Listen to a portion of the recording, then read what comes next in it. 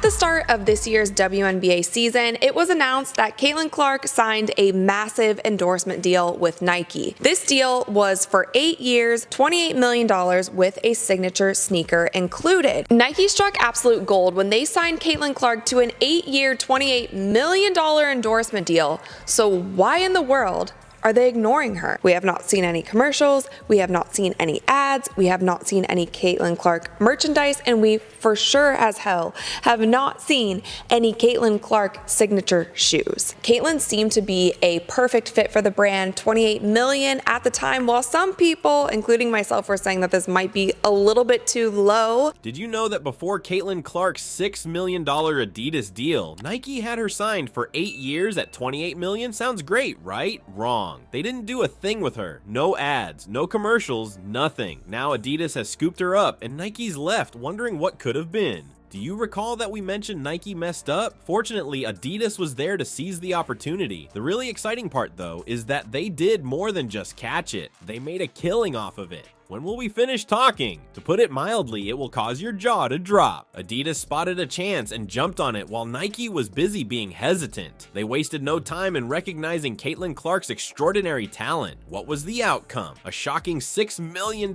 transaction. $6 million. Yes, you read that correctly. You can't call this an ordinary endorsement contract. We're discussing the highest paying contract ever offered to a female basketball player. This is truly unprecedented. Nike made a statement when they signed Clark. Not only a player, they made it clear that they aren't scared to spend big on women's sports. The entire industry was rocked by this decision. Think about the expressions on Nike employees' faces as they heard the news. At this very moment, I bet they are kicking themselves. But hold on a second as I explain everything in detail. This agreement is massive, but why? Nike lucked into the marketing chance of a generation, and they're using that to advertise old product. Why is it happening this way? Now here's the money. Based on conversations with people in the know, it indeed has something to do with the WNBA MVP and Nike athlete Asia Wilson. Push Caitlin's 2 seasons. They're saying now that we might not get a signature shoe from Caitlin until 2026 or 2027. This is a woman in America that is going to dwarf the men in terms of popularity and influence in the middle of all of these racial discussions that she has nothing to do with, wants nothing to do with, and then they're demonizing her fans. And these Indiana Fever players are all caught up in the middle of this too, because no one cared about the WNBA. To begin, financial considerations are secondary. What it stands for is important. This is Adidas's way of expressing, we believe in women's basketball and Caitlin Clark. Both the fans and the players have been hoping for this moment for quite some time, and finally they are demonstrating it by actually investing. Consider what effect this may have on the game. Adolescent girls donning Adidas apparel, observing Clark's dominance on the court. Wow, that's impressive. It's about more than just making a buck. It's about motivating athletes of the future. Adidas has recently promoted themselves as the brand that strongly endorses women's basketball. Clark herself must also be remembered. We still don't know how this pact will empower her. She has evolved into more than just a player. She is a brand. A large corporation sees her potential and is supporting her. With such backing, a sports person can go from outstanding to famous. Nike came back strong right when you thought they were out of the game. A $28 million 8-year contract seems like a steal, doesn't it? That is incorrect. What Nike failed to achieve is the most interesting part, and the fans aren't happy about it. Surely Nike would be smitten with Caitlin Clark, wouldn't you agree? Everywhere she goes, people are staring and she's setting new records. But hear me out, Nike has been remarkably silent as of late. There were 0 intrusive advertisements. They apparently signed her, but then completely disregarded her. She could be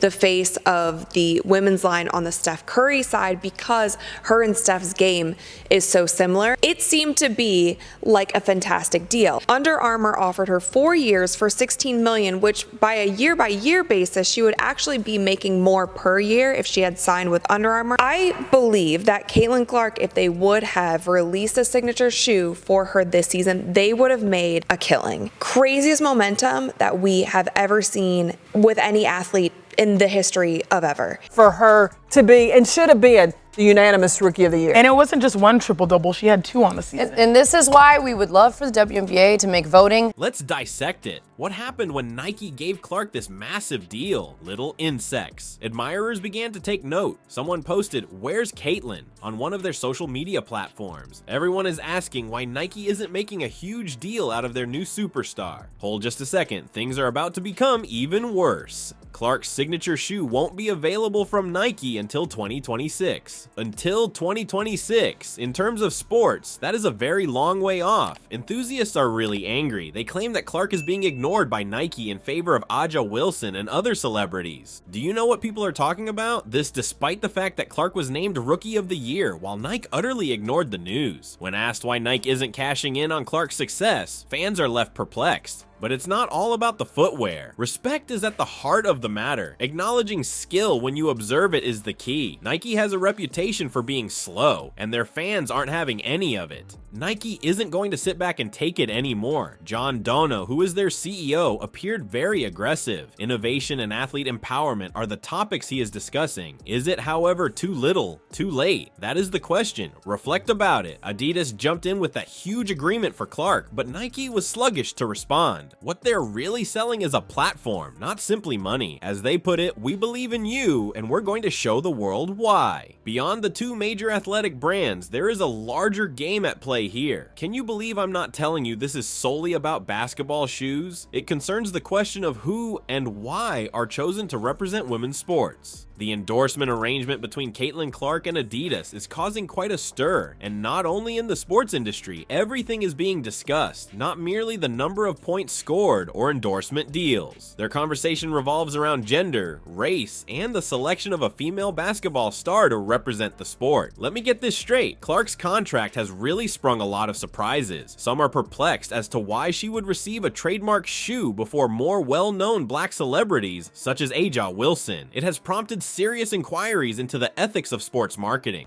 All of a sudden, we gonna see Aja Wilson. She may get some more shine because she's that girl.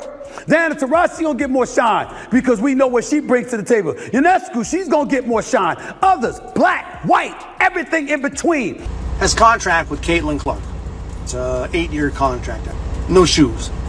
No shoes. Caitlin Clark's the most valuable, most important person in the WNBA this year. Reflect about it. A white lady, Clark competes in a sport where black people make up the majority. When deciding who receives those lucrative endorsement deals, that is a major factor, not a mere fact. As a result, consumers are scrutinizing the process by which companies select their brand advocates. The WNBA's Aja Wilson, a household name, had some thoughts on the matter. A reminder that what is delayed cannot be denied is what she tweeted. That is an impressive assertion. Hey, I'm still here and my time will come, she seems to be saying. However, things start to get intriguing at this point. The sports industry is having to take a long, hard look at itself because of this whole thing. It's much more than simply racking up points or shoe sales. This is all about portrayal. Who gets to represent the sport is the main question. Athletes are more selective than ever before, and brands are starting to catch on. They should consider the athlete's symbolic value. Honesty and meaning are more important than mere competence. Clark's partnership with Adidas? For her, it's about more than just changing the game. Everyone's playing field is being transformed. Because of this, companies are reconsidering their endorsement strategies. It's causing people to doubt advertisements. Furthermore, it is causing athletes to question their own value and visibility. Okay, then I'll tell you how the transaction between Caitlin Clark and Adidas is making waves. Now it's about more than just basketball shoes. The goal is to level the playing field for female athletes worldwide. Nike made a statement when they signed Clark, not only a player, it's clear. We believe in women's sports, and we're putting our money where our mouth is. Perhaps this is just the beginning of something big. Envision a world where more and more brands are making unprecedented investments in female athletes. Just like that, Adidas has challenged everyone else to step up their game. The truly shocking part, though, is that this transaction has the potential to revolutionize our view of sports marketing. Choosing the most famous celebrity is no longer the only consideration. Lessons on equity, representation, and the power of dreaming large are at the heart of this. The answer is unclear. After all these years have passed, we may be able to say, that's when everything changed.